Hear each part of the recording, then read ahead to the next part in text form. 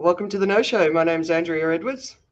And my name is Joe Augustin. And Tim Wade is actually having a great holiday as we speak. But in his place, we've invited a special guest to join us, and his name is Saga Amlani. He's a productivity explorer coming out of India. I know nothing about productivity, as my friends will tell you. Tell me, tell me a little bit about what you do. So, hello everyone, and thank you for having me in the show. And yes, I am from India, residing in Gujarat, and I'm an author of two books, and I work with business owners to help them improve their productivity and build an autonomous work culture. If you want to know more about my books, just Google my name and I'll be there on your screen. Thank you. Now, as always, we've gathered for the No Show. It's a show that basically tries to talk about the news that perhaps wasn't as sexy enough to be taken by clickbait or catching your attention that way. Mhm. And of course, we have a weekly theme as well. And our theme this week is all about being, what's the word for it? Impartial, or at least the requirements for impartiality. And for those of you who were able to miss it. I must confess, Andrea, even though you said that it was everywhere, I think that's a sign of social media. I managed to miss most of it. Wow. But yeah, it's quite bizarre this part of the world what it was like in my corner of the internet. But Yeah. basically, he made some personal comments, and they were political in nature, and that kind of ran up against the whole BBC thing. So we're going to come back and talk about that Mm. in a while. Yeah. I'm actually shocked that you could possibly have missed it. It was so huge and in so many different ways because you know, it's my least elegant headline so far. We have to agree, right? Impartiality is critical, unnecessary if you're on the same side. But I spent days like thinking, how do I even present this as an idea? Because it's actually so much more than that. It's also about refugees and how we talk about our fellow human beings. So there's a lot to the story. So I'm looking forward to hearing what you guys think. And before we get down to the meat of the day, shall we say, we always review the news. So a big week that went by, and especially for well, we'll call it Asian cinema. But Hmm. I think everybody was on board with the news from the Oscars. Yeah, no, I mean, you'd have to be under a rock to have missed it, but big week, especially for Asia. The very first time a female Asian has won the Best Actor award for that, obviously for that category, Michelle Yeoh, which was awesome. But favorite moments, annoying moments, what was a standout for you guys? Will Smith wasn't around, which was good. Yeah, yeah, it was a bit dull, wasn't it? Yeah, I like that they actually had. I think they had hired someone, to be there to help them make those decisions. If something happened, what would they do immediately in the moment? Because I think the lesson from last year was there was no one had worked out the ethics of what was going to happen if something happened. And yeah, so this year, amongst the many people that they hired, besides I guess more security at the edge of the stage, they also made sure that they had someone whose job it was to make those quick decisions in the moment should they come up. And yeah, fortunately, none of those did. yeah. So, they didn't want to be impartial to the audience and other people out there. What about for you, Saga? What was your moment? Well, Oscar for us was an amazing moment because first time in India and the news all over the place was just singing the song Natu Natu. If you've not heard the Mm. song, just Google the song Natu Natu from a hit film RRR. And it's absolutely a catchy choreography, what all different dance moves and absolutely different, people coming, whites, Indians, and, the women coming out and doing different dance forms. And basically, the movie was shot, or the song was shot in Nilgiri, which is the heart of India, the elephant whispers. And it's absolutely a stunning city to be in. So if you want to be next time in India, be in Nilgiris. And if you want to hear the song Natu Natu, why did it win Oscars? Just Google it.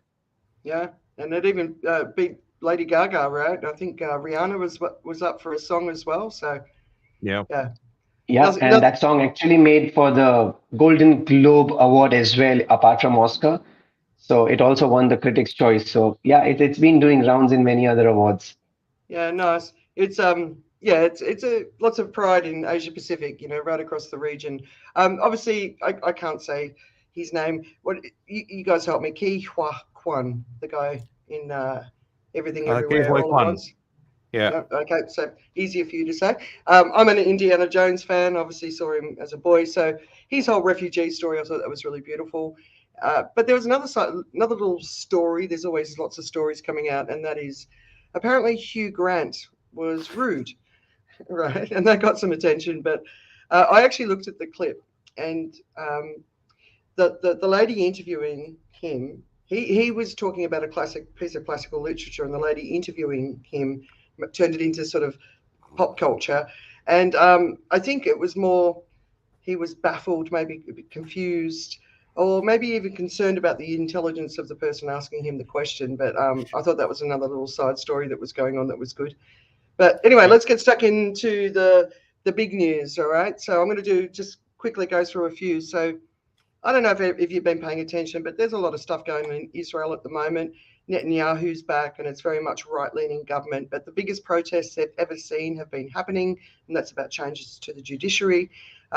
In France, we're also seeing mass protests, and it's now at the point where they've decided not to vote for it. It's just going to happen. There's going to be a lot more shenanigans over this. This is one of these stories where, from a refugee perspective, right? So if the French want to keep the retirement age as it is, then they have to start accepting refugees into the country so those people can earn money to take care of the older generation. So to me, it's all linked. The US, UK, and Australia, or AUKUS, that deal, the submarine deal, has been done. Paul Keating, who's a former Prime Minister of Australia, Liberal, Yep. Liberal Labor. He was Liberal, right? No, he was Labor. Claims it's the worst deal in history, which is obviously not pleasing Albanese. But the really, really big political story that came out yesterday was in the Netherlands, of all places. Did you have a chance to have a look at that one? I didn't share it with you because it only just came out, but it's been described as a political earthquake. And basically, there's a farmers' party called the BBB, and it's completely stunned Dutch politics. And it's set to be the biggest party in the House of, in the upper house of Parliament. So basically, it was only set up in 2019, and it's on the back of all these widespread farmers' protests. So the last time I was in Amsterdam in the summer, there was protests going on, and it's an environmental thing, and it's also an EU thing, and it's about dramatically reducing farms and livestock on farms, and also buying out thousands of farms. This appeal of this party has spread well beyond the rural community, and it's become a really sort of a populist party which speaks to Dutch values and conservative Dutch values and moral values. But the Greens have got 15 seats. The main coalition party with the Prime Minister have fallen by 8 seats down to 24, so you can sort of see the big numbers. The turnout for the vote was 57.5%, the biggest turnout ever. And to me, it's just another example of we all need to be really focused on making sure we vote for the future that we want, because other people who are different to us in their opinions, they're voting in bigger numbers than ever, and you're seeing shocks like this. But the biggest thing for me is it's a really bad outcome for the environment. Moving on, another big story, especially which has environment ramifications, is with one of the headlines, Biden just betrayed the planet and his own campaign vows. And this is obviously ConocoPhillips project called Willow, and is being described as a carbon bomb. So basically, it's set to puncture largely pristine wilderness that's relied upon by the local communities, and it will access more than 600 million barrels of oil over the next 30 years. And that's basically the equivalent of Spain's total emissions as a country. It's incompatible with any sort of scenario to fend off global warming, and also it goes against Biden's climate agenda and his promise he made in 2020, which is no more drilling on federal lands, period. The youth really got behind Biden, so this is going to have a big impact. They think it's about moving to a more centrist position to get more votes. Al Gore said it was recklessly irresponsible and would cause climate chaos. But, you know, all these stories, they're not as straightforward as everyone thinks they are. One of the reasons was they basically knew that ConocoPhillips would win in court if they rejected it. So, go for it anyway. But then there's a lady called Mary Peltola, who's a Democratic congresswoman and the first native Alaskan to hold a position. And she actually called for the approval of this. So there's a lot of different aspects to this. I don't know how it's going to play out in the long run, but the best hope for this is, get it started. It's 6 years until they'll be able to get oil out of it, and they hope it becomes obsolete almost immediately. But, if we look at towards the supposed 2050 date of no more fossil fuels, it already goes beyond that date. So I think one of my favourite comments was from The Guardian. They said, Willow could prove to be one of the last big benders before we properly get sober. And I thought that was a good way of describing it. But Joe, I know you've been really busy and doing all sorts of stuff, but a lot's also been going on in the financial sector. Do you want to? Well, there's been a big party called the Bank Rush. First of all, I wanna make sure that I'm very clear about this. I am not an expert. I felt called out reading one of my friends making a comment about how everybody seems to be an expert. And I want to be very clear that I'm not an expert. It hasn't stopped me from having an opinion, but I want to just make sure that you're clear that it's not a place of expert that I'm talking from. When the first news came out of Silicon Valley Bank sort of going under, and the reason, the reason these things happen with banks, first of all, is the nature of banks, how banks are created, and it's a license, it's an ability given by the government to a group company, whatever it is, to take deposits and then based on that to give out a credit as well. So there is a kind of magic that happens, and I say magic because it doesn't make sense when you look at it from a logical point of view. I put $1 in the bank, I can loan out 90 cents. If you put that 90 cents back with me, I can loan out some 80 something cents, and if you put it back in my account, I can loan out another 70 something cents. So there's a multiplier effect. It creates money, but it also creates a kind of very special interwoven relationship that if you start wanting to have those withdrawals come out, then the bank has to come up with the money for it. But because of this multiplier effect, the money kind of literally isn't there. So banks actually continue to move based completely on the idea of confidence. And these are the people who criticize crypto. Anyway, a separate point. But the idea is banking itself is a concept. It's really abstract. And what happened with Silicon Valley Bank is that there's always a bunch of people who know stuff ahead of everybody else. So some people got wind of some of the difficulties that they were going to have. And so if you get wind ahead of time and you know that, okay, this bank is going to have trouble fulfilling its withdrawals, you tell your friends to go ahead and do that. And so there's a rush of people to make sure that their money is first out and they're not caught with their pants down. And that built on itself. And because everyone showed up at the same time to say, where's my money? You have what you call a rush in the bank. The bank cannot meet those things. And the reason why that happened as well is because the bank, on the flip side, to mitigate its risks, the bank goes into things like investments and stuff like that. Investments which were pretty all right investments before all the big changes in the economy, because what happened was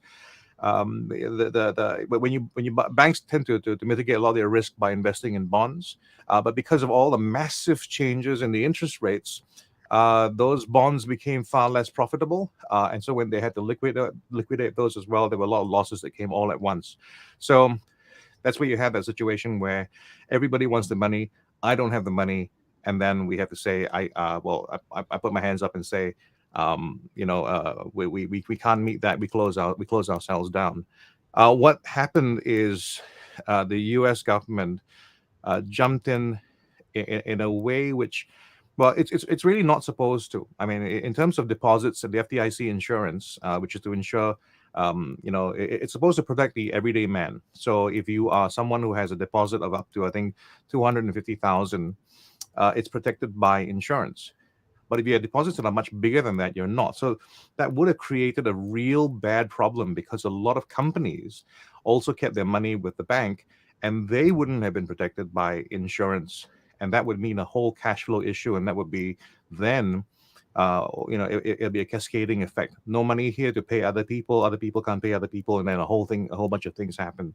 So America's rushed in saying that they're covering insurance for all depositors.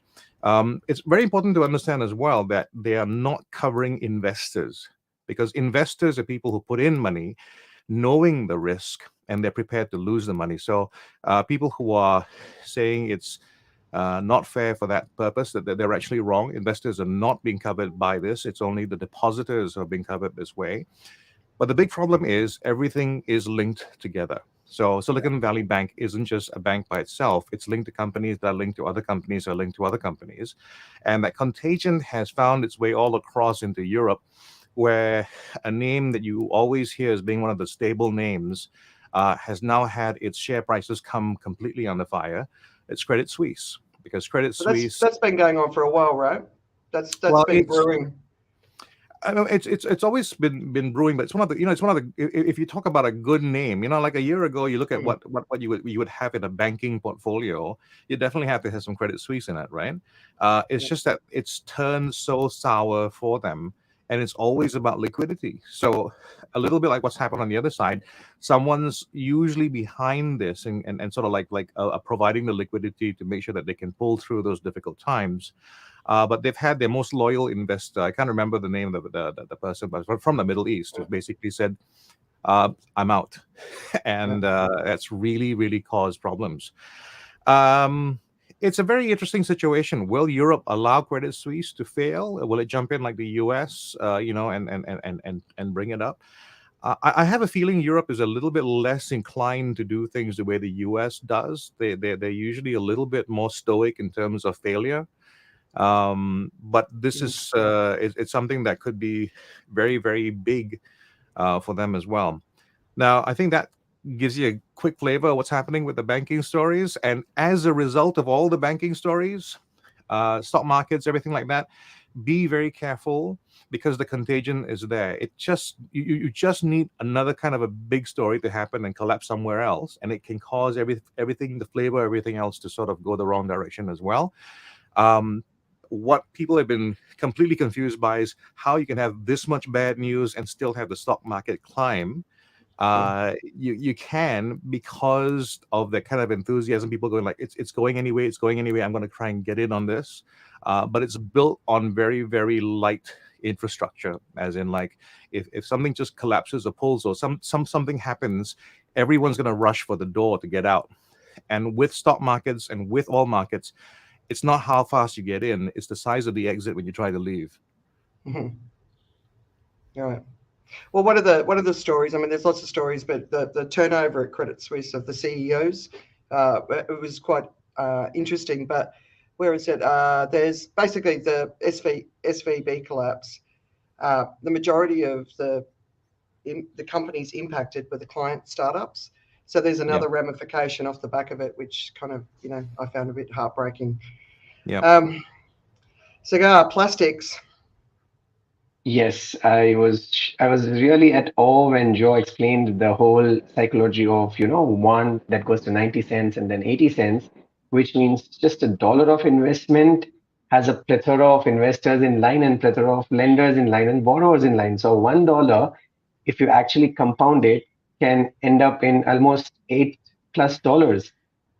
Yep. So it's called a multiplier. So it depends what the multiplier. government says. Yeah, it's how much money you have to hold. Yeah, absolutely. So thank you, Joe, for that explanation, and it was wonderful. Coming from a chemical engineer, I would talk about plastics and how are they actually impacting all of us around us. So we've been hearing about plastics causing issues, plastics causing cancer, plastic causing many other diseases. But does it mean it's all the plastic, or it's only a specific group of plastics or specific type of plastic that's causing it? Well, the recent jury has been identifying the impact of plastic on humans. And we know it's in our bodies because even though we don't agree, the supermarkets we go, the malls we go, we have the films, we have the containers which are plastic, we have the packets which are plastic, even the biscuit trays are PET plastics. So can we avoid it 100%? No. So the studies have gone into the details with the juries that it's gone into the blood organs, it's gone into hormones, it's gone into our brains, it's also entered the breast milk.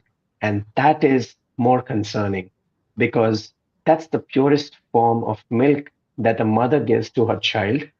And if that is getting contaminated, it's a worry for all of us as a human race to think about. Now, does it mean that it ends there? No, it's actually ended up as pubertic disease linked to cancer called plasticosis. And it's also found not only in humans, but it's also got into birds. It's also got into animals because they feed on the plastic waste that we have thrown either in the sea or somewhere else at the landfill in India, of course. And that has started causing the whole ecological system. So, be it vegetarian or be it a person who is eating meat, we are all open to cancer. We are all exposed to cancer, which is caused through plastics. Now, that is a cause of concern, and the recent study done by Australian government has shocked everyone because it has revealed that even the tiny birds that are flying around the coast and in the coastal regions, they have been found loaded with plastic waste in their systems, in their stomachs. And it doesn't end there. As I said, it's also been a recent study that it has hit the hormones in the stomach. It has also got a saying or a thing that it's the hallmark of cancer because out of 20 different types of cancer, this cancer, which is caused by plastic, is the highest. So think about the next time when you really want to use plastic and its impact on the environment. So try and reduce plastic. Everything starts small. You can be a contributor from your side. So if you think you can contribute by reducing plastic, take a step. Yeah, it's to me that was a really big piece of news because it's they haven't been able to prove the link between disease and plastic in our bodies, and it was one of the first that I've seen where they actually proved the link, and I think that's a really Yes. important one because the arguments against plastic have been clear for a long time just from the environment, right? Yeah. So let's hope they do something about it. All right, so I moving on. remember in 1999 and 2000, I did a project on recycling of plastic, and it did not see the light of the day because then people said it's not a problem, Mm, and now it's clearly the problem. yeah, it's massive. Yeah, I talk about it a lot. All right, moving on to the Middle East, and there was this amazing article in Reuters which I found. Um, there's some big geopolitical changes going on in our world, and I think a lot of people are not paying attention. But basically, China or Beijing is in the middle of trying to make Saudi Arabia and Iran friends again. And if you don't know, they haven't been friends for a very long time. But it's a bigger deal than what people are sort of maybe aware of. So Saudi is obviously against the Houthi movement in Yemen, but Iran has always backed the Houthis.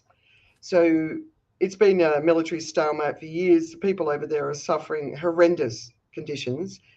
But if they restore the ties between Saudi and Iran, this could actually facilitate an agreement between the Saudis and the Houthis and maybe even end that war. And then you look at a country like Syria, right? We all know what's been going on there.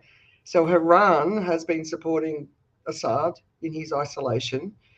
China has also kept up ties with Syria, but Saudi has been backing insurgents to topple Iran, to topple Assad and weaken Iran, right? So this sort of insurgency backed by Saudi has been waning over the years. But basically, what they're looking at now is taking Syria out of Arab isolation and could actually return them to the Arab League. It also looks at what's going on in Lebanon, what's going on in Iraq, but also maritime security in the Gulf waters, where, of course, most of the world's oil transit. So it's a massive, massive story. And I don't know, we're not really hearing that much about it, but I definitely think it's one that's worth keeping an eye on. Yeah, do you guys have a look at that one? Have a chance to see it? It sounds like a very interesting puzzle to solve. And I'm almost tempted to say if they can solve it, to them should go the spoils of war, as much as Yeah, Americans will hate to hear that. yeah, Or, yeah, but I mean, it's a bit of going. I mean, to the victor, or it's not the spoils of war; it's the spoils of non-war. I think it's a very interesting thing. I think really one of the primers that has really been put out there, and it's a price that the U.S. will pay somewhere along the way. I think it is paying a price already. Is always the sense of American, supremacy, or that ability to do everything and be number one and all that kind of stuff. And they've left people out of the game, as in, like, when they're playing a game, they don't bring everyone to the table. And one of the I say people, but one of the countries really that's been left out most times has been China. And China, instead of trying to now get a seat at the table, is building tables. Yes. Yeah. Fast furniture too. Another story on the climate. I hope everyone saw the news about Greenland, which has been experiencing temperatures 50 degrees above normal. And this is obviously on the back of Antarctica, which is just now coming into its winter period, after what I would consider the great melt. Obviously, it's refreezing as the temperature gets colder, but it's still well below its normal ice extent for this time of year. But there's another story that probably didn't get that much attention, and it's by the University of Gothenburg. So in my weekend reads, look out for Arctic climate modelling too conservative. And basically, just due to the environment and the climate, it's relatively few observations are actually even being able to be made in that part of the world. And what that means is the climate models used for projecting the future of the Arctic have not been calibrated to the same extent as other parts of the world. And so basically what they're saying is it's going to proceed at a much faster rate than projected by current climate models, including IPCC reports. There's another video that I'm going to put in my weekend reads, which is a couple of old professors talking about Arctic melt, and as well as Antarctica, which is quite alarming. But if you can get underneath the noise that's going on in the world, there's some real conversations going around the threat to all of us from the melts on both of the poles as well as Greenland. So that's a big one. Saga?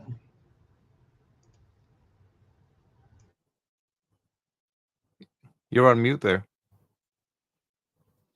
Yeah. So I'm saying, as you rightly said, that it's definitely increasing and they have not been able to align it. The numbers that I came across while I was reading through the same news article, it's actually 4 times faster than predicted, which means the ice is melting 4 times faster. That's causing issues world around. But specifically in India, if I talk about, there is a warning that the whole of West Coast, which includes the financial capital of India, Mumbai, will be underwater by 2060. And that is something really very shocking. And that is an impact of all these meltdowns happening all around the world, because that's actually adding up to the waters in the ocean, and that's impacting a lot of areas. So that's from my side of the world. All right. Yeah, you're absolutely right. Do you think it's 2060? Well, they've said it's 2060, and that's what I'm reading about. But like you said, that earlier they predicted something else, and it's 4 times faster. Well, if their prediction is wrong in this one, then we see it before we leave. So by the end of this year, so La Nina is officially over. All of the things that they measure and the signs of La Nina, they're gone. There's maybe a couple of lagging things, but by the end of this year, they're actually predicting a super El Nino. So that's sort of, coming into the last quarter of the year. So keep an eye out for that. And obviously with El Nino comes extreme heat. And I know in India right now, you guys are moving into an extreme heat wave as well over the next few months. Yep. Are you already feeling it? It's already 36 right now. Yeah. And it's what should it be? Yeah, what should it be at this time of year? Well, it should have been somewhere around 30, 32, because if it's 36 and 38 right now, by the time it comes May, we will touch 45.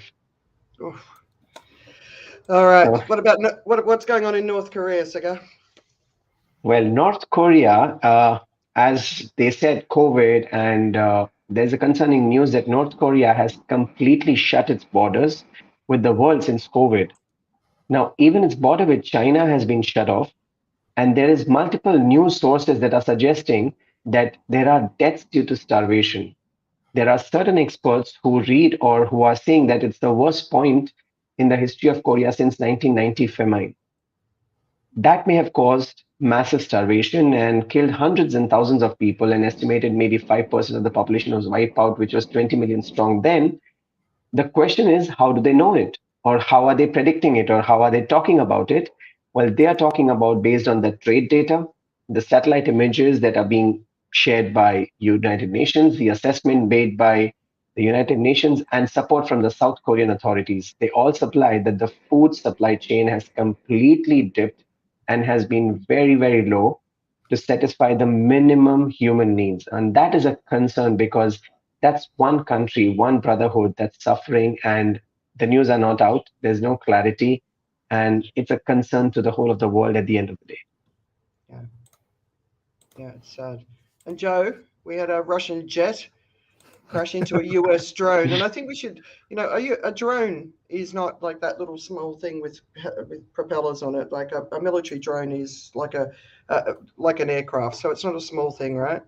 Well, it's not a small thing, but it's not a large thing compared to a fighter aircraft. So a drone is kind of a, if you can imagine what it's like, it's a pre-teen fighter jet really, and drones can be set up with all kinds of things. They can have of course a lot of weapons on them, but usually they're deployed with lots of reconnaissance equipment on them. And the great thing about drones is they can fly at great stability, at great heights, with all the instruments that help to balance things out. Now, and they can see very, very far away, and with all the stability, they don't have to enter the airspace, and they can see things from far. So, as a result of that, drones are deployed very much for reconnaissance. Again, outside of the airspace, so they're in international airspace. So technically, they're completely legal where they are. And actually it's the case as well for any other kind of aircraft. So you can of course have international airspace that it happens to be near a country. So this particular story happens in international airspace that is near Russia. There is so there not only is this American drone in the air there's also these Russian jets who happen to be nearby. And for reasons that are not completely known right now, it does look very much like the Russians kind of antagonized the drone. And in some really, really bizarre ways as well. Like, flybys, buzzing it, that's all fun and games, I guess. But one of the things that I heard that they did as well was they jettisoned the fuel on the drone. Mm-hmm. Kind of a drive-by pee. If you if you think about it. Nice.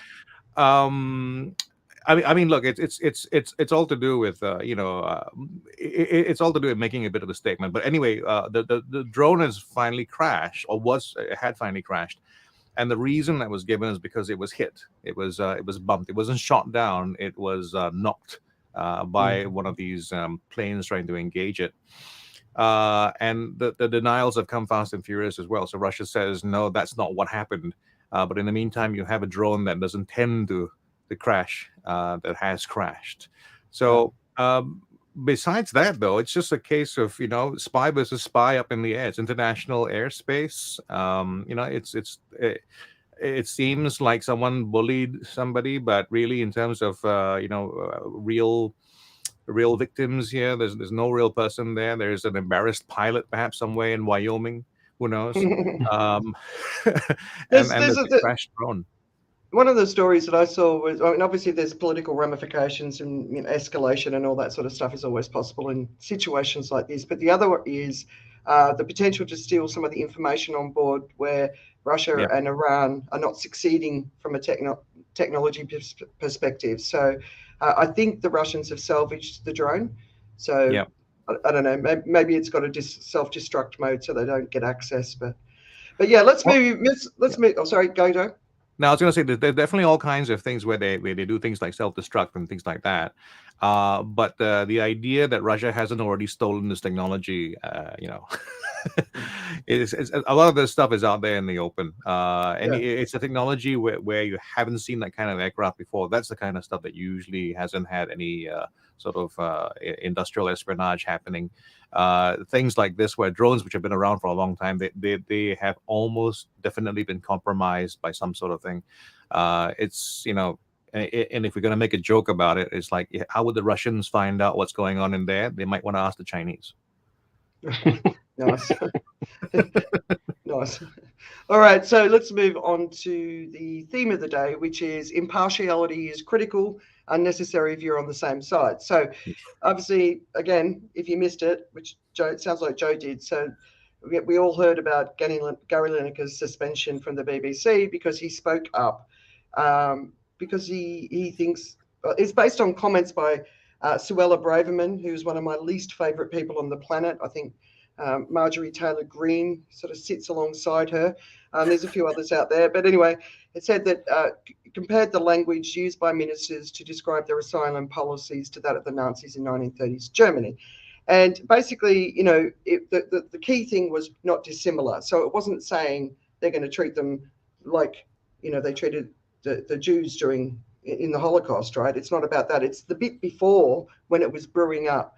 And you know, the normalization of hate. And then there's another fantastic article in the Sydney Morning Herald where they're basically, what's happened is the Australian refugee policy, stop the boats.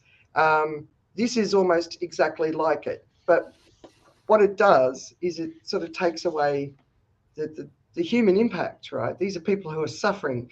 You know, these are people who are escaping, whether it's war, you know, threats to their life, or climate change, which was caused by the countries that want to keep them out, right? So there's two big stories for me. So the first is the right to speak up, who has it, who doesn't, as well as the contradictions, because there's many examples that are being discussed this week. Ellen Sugar, Lord Ellen Sugar, sorry, someone appearing in BBC comedy or a drama, do they have a right to a political perspective if they're on the BBC? So there's lots of conversation about that. But the biggest story for me is the dehumanization of your refugees, which I do think has been lost in the story. And I think it's a really important thing that Lineker raised attention, but we've almost lost the focus of what he was raising attention on, and we got caught up in the other stuff. But what's your takeaway from what you've been paying attention to this week? I think you're right, because in terms of where I got drawn to immediately was this thing about, you know, what you can say and what you're allowed to say. And I mean, these are, by the way, very familiar. It's a very familiar territory for me, because I used to be, you know, on the radio here, and I was a freelancer. So I mean, I have various thoughts about the idea about being able to say what you want to say anyway. I mean, it's the way of the world currently is what it is. But at the same time, I think we have what we call a contract, right? So for me, just purely on the idea of being able to say what you want to say from whenever and however, there is a bit of a trade-off when you have signed on, especially with what I presume is going to be a pretty lucrative contract. There's always going to be something you give away when you do that. You know, you still have to play nice. And I was just looking at some of the videos and stuff. So the very quick, you know, media perspective is the BBC is supposed to be this big impartial thing, and so they're not supposed to say anything specifically about things. And they kind of tried to tweak that and said it's mostly about news people and current affairs people. And so how Gary Lineker falls into that as a football commentator, it's in question. And the Lord Sugar's comments that you mentioned a while ago as well, they were very, very much in favor of the then I was not sure whether he was in charge, but anyway, it was about I forget the name now, but anyway, the last three prime ministers ago. It was one of those things where if you're impartial, we don't worry about impartiality if it benefits us, but if it then goes the other way, we have concerns about that. But do you agree like that? So for me, the impartiality debate, if it's a left-leaning government, they don't push that. But if it's a right-leaning government, they do. Yep. So the pressure on the media seems to be more of a right wing than a left wing thing. That's my impression. Would you guys agree with that? I think it goes to the values that you have. Actually, I mean, if you talk about what you are when you are left leaning and what you are when you're right leaning, and the full expression of that, if you are left leaning, the nature of that means that you have to be open to greater discourse, because you're Yeah. supposed to be, as a left leaning person, you have to be open to bigger ideas. Whereas if you're right leaning, the nature of that is that the more you lean right, the less you want to hear other views, right? I mean, Yeah.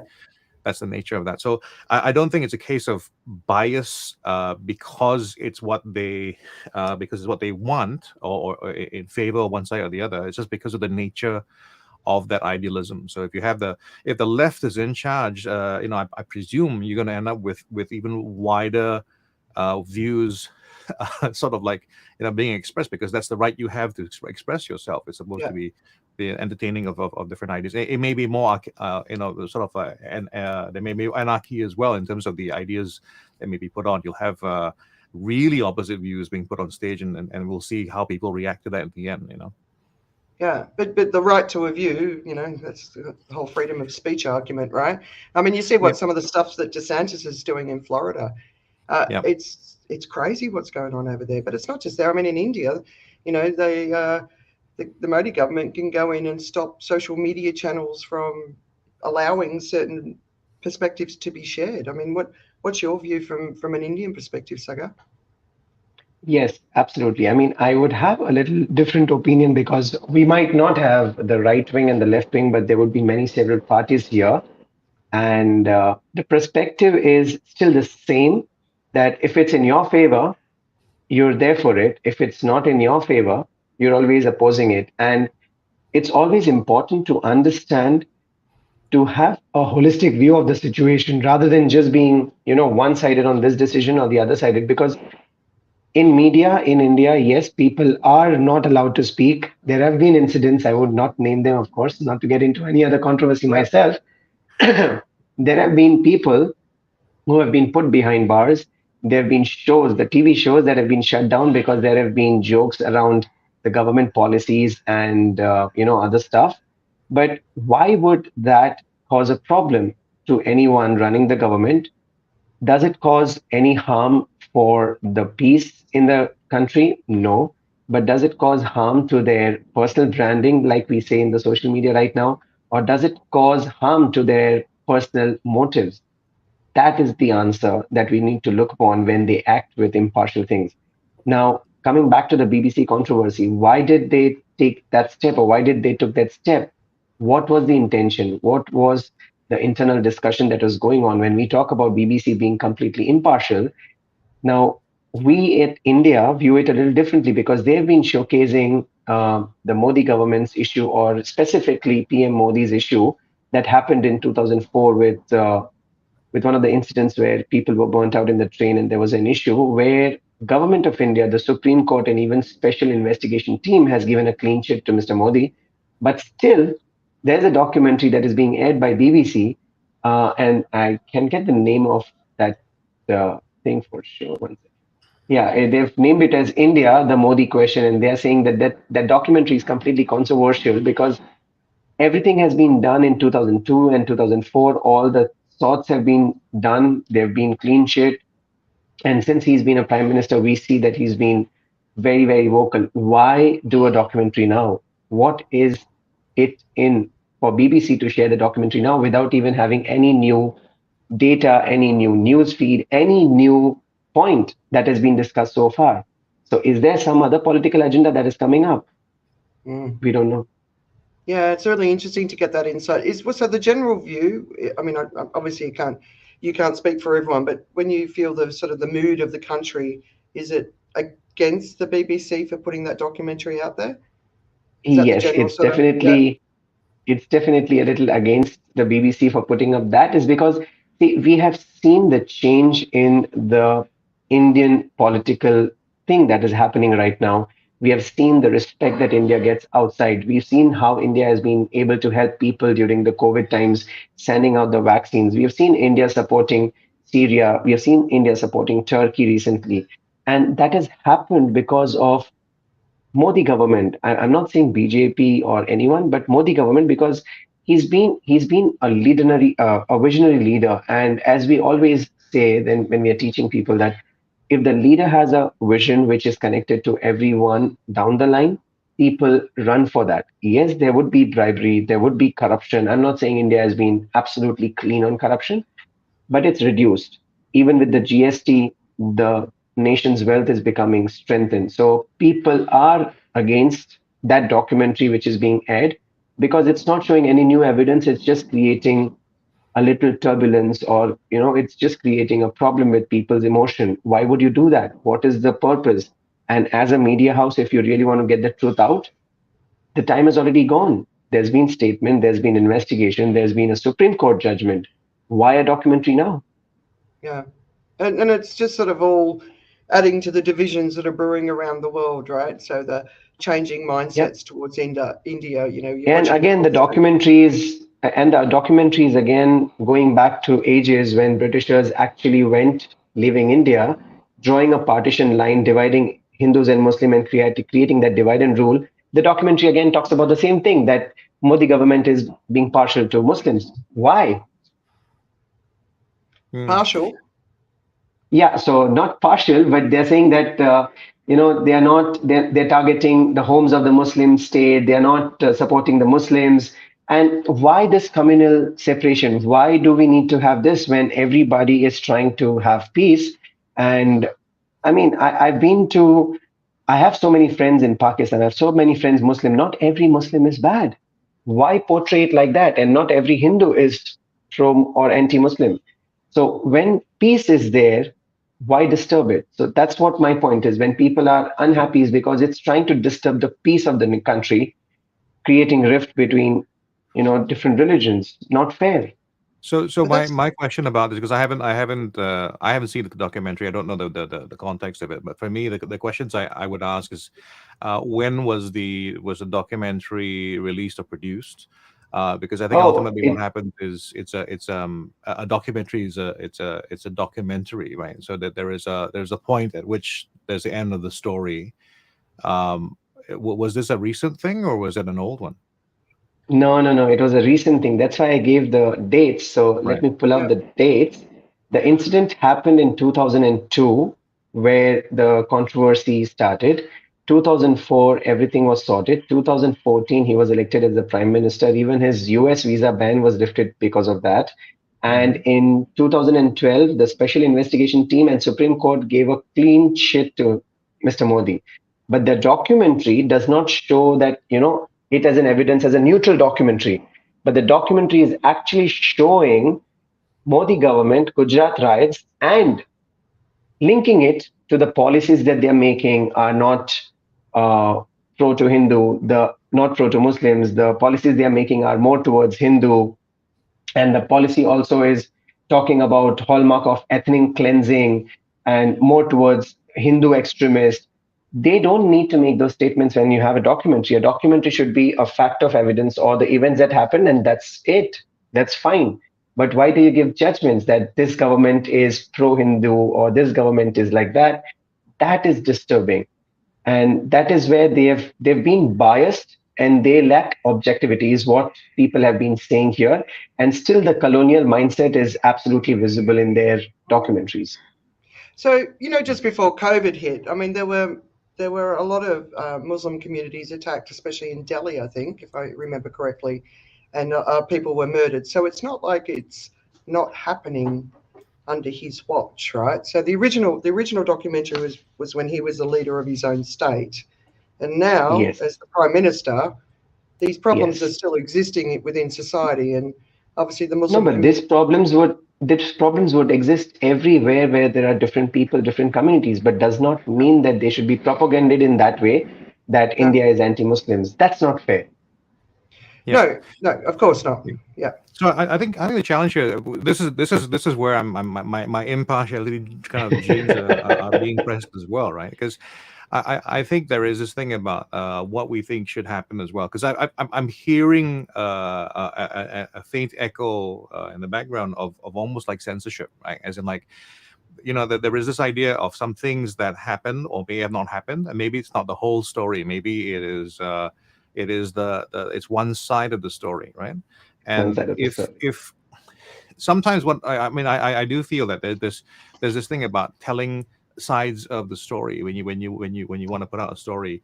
It isn't always the case that you want to tell both sides of the Yes. story. You may want to tell people, educate people about a certain aspect of it and where it's gone, and what have you.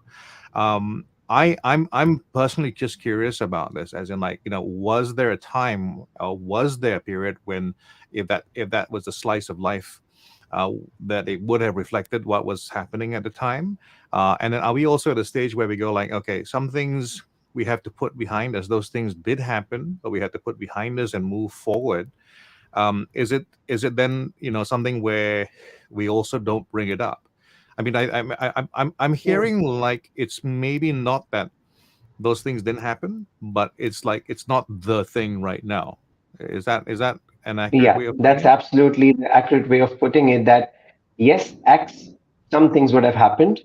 The details are given, but they're not as grave as they are being portrayed. And they need not be talked now because things have changed now, things have evolved now, and people have moved on, and people have proved to falsify the allegations that have been put on them. So if someone has proved that the allegations are falsified with evidences, with clarity, with all the stuff, then in that case, we need to forgive, move on, forget the things, and don't rub the past. Because as they Yep. say, if you dig the grave, you only get dirt and smell. There's nothing else that you expect. Mm. This is one It's of those so things that interesting. really. Yeah, but it's just Sorry? so interesting because it's a perspective from yours, right? And Yeah, I've it's been from my side of the world yeah, or from me personally. and yeah, exactly. And if there was somebody else from India here, they potentially could give us a completely different perspective. Different perspective. But, Absolutely. but for me, it's the same thing of stoking fear and anger within the society, targeting a minority group and making that othering, right? Lots and lots of othering is going on all over the world. It's their fault that you're suffering, and when it's actually government incompetence, and Yes. England's doing it, blaming the refugees. No, it's not the refugees' fault. Build the right infrastructure and the right support so you can take care of people in their moment of need, Yes. and that message is, people are out burning hotels where the refugees are being put up. It's like, Mm. can you imagine escaping a war zone and turning up in a country where you think you can maybe give your children a possibility of life, or even if you're a 12, 13-year-old kid who's escaping that, just you just want to go to school. Yeah. You're already dealing with the trauma of losing your parents, brothers, sisters, whatever, and you just want to have a chance at life. Yeah. But you're the enemy. It's your fault, and it's like, no, it's not. It's not their fault. It's the government's Yeah. fault. And Yeah. and it's got nothing to do with the refugees. I mean, when you look at the data, the percentage of refugees in the UK are down, like tiny percentage of what they used to be, and they're making it out there's these throngs coming over the walls, and that's not the case. Some of the Brexit commentary that's coming out at the moment of what the Leave Party, what they were saying would happen if they didn't do Brexit, right? And you sort of listen to the words and the threats and who the other is. When the other is a minority without power, our antennas should be up. And for some Mhm. reason, it's like the mob's back, right? And I don't know, it's like humans can't evolve beyond this basic sort of mindset. It's I was just propaganda, gonna, right? just to observe this moment right now, is like, I think I fell for it as well, and I got caught up with the fight, as in, like, I my attention was drawn by the fight and not the issue, as in, like, like you talk about it right now. The real issue is about refugees. The real issue is about what we can do for them. But I got caught up with with the fight, and I think that's it's something that we're hardwired to do. I don't want to I don't want to give myself an excuse for it, but we tend to be hardwired, in the sense that, very often we end up in situations where we know a fight's going on, and we know we know who the enemy is, but we sometimes forget why we're fighting. Yeah, And I think we should get back to this, as in, like, I think your point in making this the topic today was about, you know that the fight isn't what's important, really, right? If I got you right. Yeah, absolutely. You know, like Yeah, you know, and to add to, so I was just yeah, thinking go on. the whole refugee thing. You know, coming from Australia, it's one of my great shames of being Australian. You know, like everywhere I go, people say, oh, Australians are really racist, aren't they? And I'm like, no, that's not. It's not the Australia I grew up with, and I mean, certainly not my family. You know, it just was not what I would consider a racist community, and in fact, the most racism I've ever experienced, not towards me, but seen within societies, is across Asia. It's just way out there in the open. People say what they think about someone else who might have darker skin or come from a country that's considered inferior, whatever it is. Even with India, within the caste system, right? You know, I mean, it's just out there. It's part of society. But, um, you know, for me, like, you know, Australia could be a country with what's coming from an climate perspective where they might all end up as refugees. Who's Yeah. going to take them? You know, Mm, right? Where have they got to go? And we're kind of at a point in the world where we really need to start waking up to what's happening and the divisions that are being created, because the more separated we become, the less capable we're going to be able to come back together and do what we need to do Yep. together to take care of each other. And I'm incredibly concerned about the level of propaganda, the level of success that it's having. You know, and we don't even think it's propaganda. You know, but we are. You know, we're in real danger right now, and every country across the world. You know, if the press is being suppressed, that's a yeah. concern.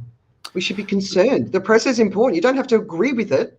You don't Yeah. even have to like them, but they should. You know, people argue for free speech, but then want to suppress the voices. Well, that's not free speech, right?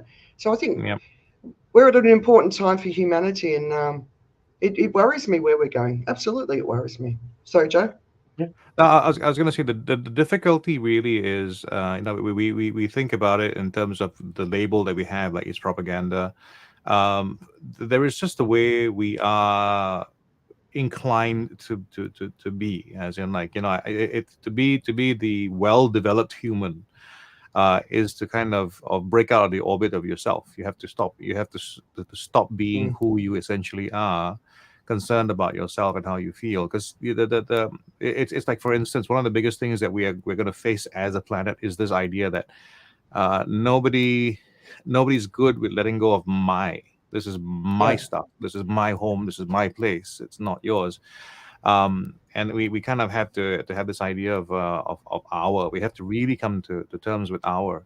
But it's not easy to do because we are comparative by nature. Our very nature is to go like, oh, where am I? It's better now than it was before, or worse off than we are now.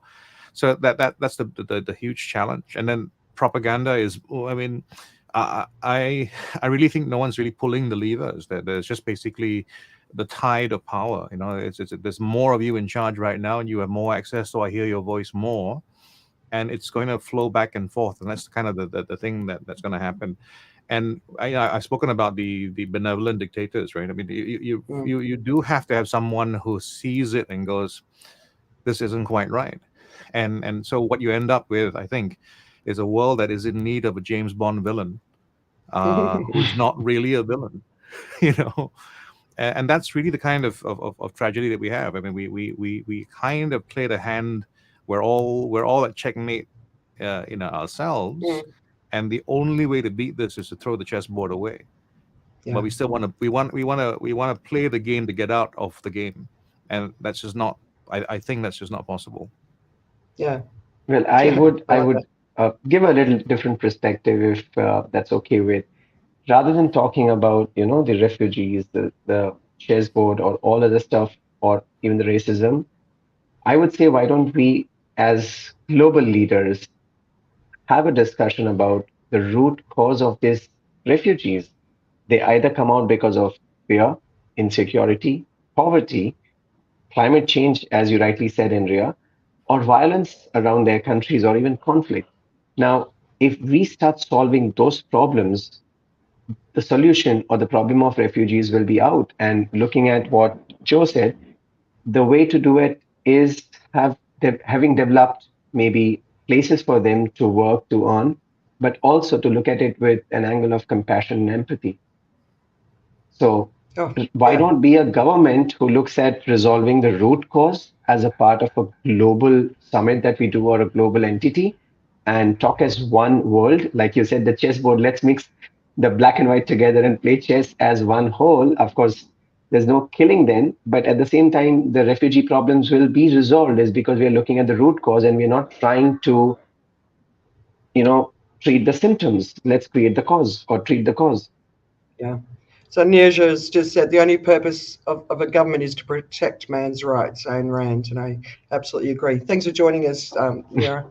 Um, you're absolutely right, but I think the root cause, right, and that's always the bit that we don't do. We put band-aids on top, like in the US. What do? They build prisons, private prisons, and guess what? There's more and more people in prison than there've ever been. So when you make money off something like that, not a good business model, right? Not for humanity, but there's a big movement around dealing with trauma, recognizing trauma, trying to come to terms with it. When it comes to climate refugees, if we put some more effort into um, understanding where the problems are. Look, wealthy countries are not even doing what they need to do to adapt for climate change in their own countries, right? Not even remotely, like building dams, putting the right infrastructure in place. They are not doing what they need to do. And So one of the things that I've been talking about for a long time is we need to build refugee communities around the world where people who have to pack up and leave can go to and get settled for a while, when we work out where can they go without it being a big hoo-ha. And we need to solve this because the movement of people is going to cause wars all over the world, right?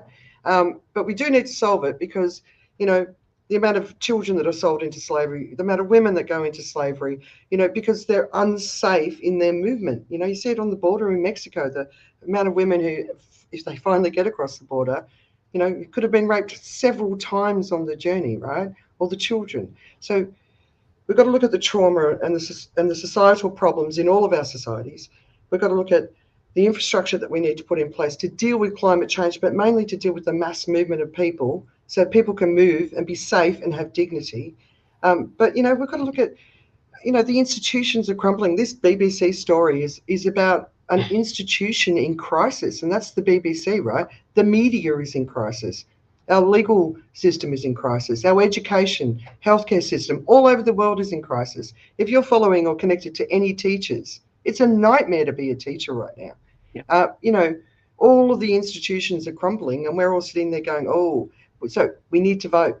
We need to vote for the right sort of leaders. We need to challenge the traditional sort of idea of what politics is in the countries that we come from. But we've got to fight. We've this Dutch story. I was reading it last night going, wow, this is huge. Conservative Dutch values. Now, what do the millennials and the Gen Z think of that?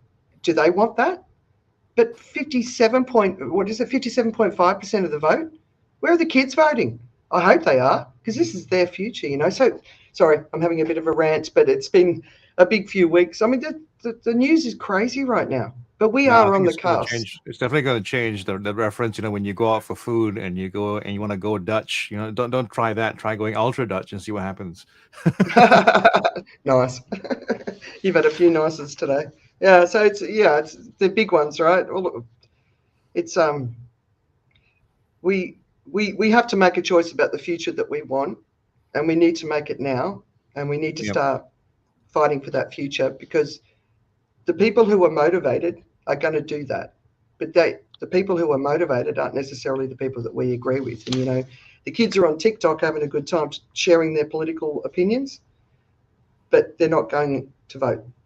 So the kids need to get voting because it's their future. And I'm concerned. I'm getting more and more concerned by the day. You guys, do you feel it, or is it just me? I think the politics that we're looking at in the future, we look at politics today and we think in terms of borders, and what you've described as a problem is a borderless problem. It's like Yeah. Yes. when you have I mean, let's take it to the end level, right? When you have 20 million Australians Mm-hmm. trying to get somewhere because the place is on fire. Mm-hmm. Um, what happens outside of that? Do they arrive as part of what the Australian government wants to try and sort out, or is it 20 million people say, I'm done with this. I'm not really gonna go Aussie anymore. It's a hard thing because refugees don't enjoy, and by the nature of what we have right now, can't enjoy the protection of their own government because they are leaving, or they're saying they have to leave that place, right? They're trying to they're trying to leave the place. So whose children are they, right? And it's a lot. The scale of it is just I can't begin to imagine how as a we're trying to sort our own problems out. We're gonna go like, oh, I can also then take on another problem for somebody else, and it becomes our problem, only our problem. You know what I mean? Yeah.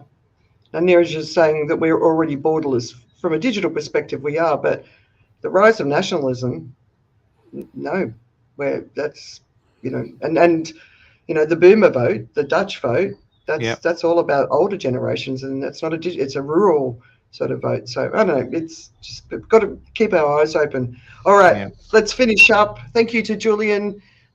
We had Pushkraj. You might have to help me say that name. So I didn't include the question. Pushkraj Deshpande. Right. Okay. We didn't put the question up because it didn't really make sense to what we were talking about. Julian Mars here and a couple of other names, but I can't see them. But thanks for joining, guys. Really appreciate it. All right. What's keeping you distracted? Anything? TV, books, podcasts? Who wants to go first? I have hooked on to the Diary of a CEO, which it's a great podcast coming out of the UK and now the US as well, and it's been an inspiration to me to consider going back to doing podcasting as well, because I think I've always enjoyed it, and I like what I'm able to do while I'm podcasting. But I've always tried to figure out the financial part of it, because I always think about my work or my life in terms of sustainability, and part of that is about it has a lot to do with money. It really, in the end, you can be passionate about things, but if you're bleeding, it's not going to end well, or at least it won't feel great as you're trying to get there. So, but yeah, Diary of a CEO, so many great conversations that have been captured on that particular show, and consistently, the host of the show, Stephen, I can't remember his second name now, but Bartlett, okay, has been able to extract a response from someone that they probably may not have been thinking about before they actually began the show, and it's because it's just listening and being vulnerable himself and just talking about how he feels about stuff as well. That podcast really is a high value podcast. I recommend it to anybody who wants to improve the quality of their thinking. Yeah, nice one. I've been listening to him for a while. And the more popular he gets, obviously, the more famous the guests are. So the Stephen Fry interview, I'll listen to Stephen Fry all day long, but he has fascinating guests. And and the one you shared with me was fantastic. How do you monetize it? I thought that was a really interesting perspective, right? Yeah, that show actually happened because he had a guest, and they canceled. They deleted the podcast because it just wasn't up to the standard that they wanted to have, and so they actually deleted the podcast, and then they put something else on, and that's why we have that show. Yeah, I like the integrity behind it. Definitely. Yeah. Yeah. So he's operating at the level that I admire as well. So I thought, I'm glad you found him. I don't think I introduced you to him either, did I? You found him yourself. No. Just we both found greatness separately. Saga, what have you been watching or listening or reading? So I have been watching a show called Blacklisted on Netflix, and that's really an interesting series which I recently started. And every show is interesting because of you can also find out good in bad people, is what I'm looking at it. That they were criminals, but they all have ethics. And that was fascinating for me to see that, even they have ethics. And like we talk about today's show, that impartiality, where are the ethics then? Yeah. Yeah, nice. So yeah, I've been enjoying Blacklist. I'm on season 5. I'm a little late in watching it, but yeah, I'm on season 5, and it's absolutely amazing. Worth watching if you love adventure, thriller, action, and suspense.